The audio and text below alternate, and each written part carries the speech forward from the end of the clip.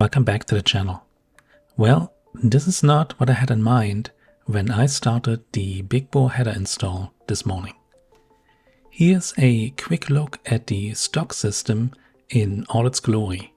Like I mentioned before, to me it looks like a minimum effort on Moto Guzzi's part and does not belong on a $20,000 bike. But that is unfortunately the least of my problems at the moment. While loosening up the stock system and getting it ready for removal, I noticed that the main board underneath the bike that keeps everything in place was missing. After further investigation, it appeared that the board had sheared off with part of it still in the mounting point. The saving grace here is that Moto Guzzi did not have the mounting point built into the engine block, but rather used a bracket that attached to the block.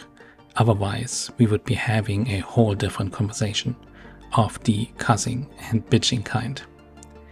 In any case, after removing the mounting bracket from the engine block, it was clear that I needed a new bracket in order to mount the new exhaust system. So off I went to my Moto Guzzi dealer in hopes that I would be able to get a new one. Well, this is the I told you so part from my better half that wants me to stop buying Italian bikes. While my dealer was able to figure out the part number rather quick, locating one is a whole other story. Not one is available in the United States at the moment, so it had to be ordered directly from Moto Guzzi in Italy. Estimated time of delivery? Are you sitting down? 2 months. Yes, you heard that right. My V100 will be down for the next 2 months because of a mounting bracket.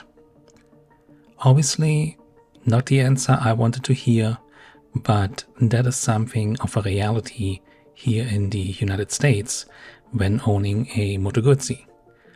I would sure hope that my European friends have a little bit less of a hassle getting replacement parts in Europe. That all said, I still love the bike. No, I won't sell it because of a $20 part, and I can't wait to fire it up with the new exhaust system in place. But this kind of scenario is exactly why I went from an all-Italian garage to more diversified stablemates. And now, the Yamaha XSR that I was going to trade in tomorrow for a Aprilia Touareg will actually fulfill its intended role as my backup bike and not collecting dust anymore in the corner.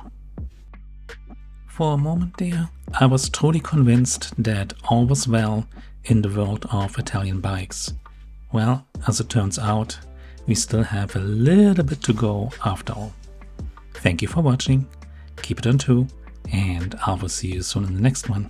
Bye.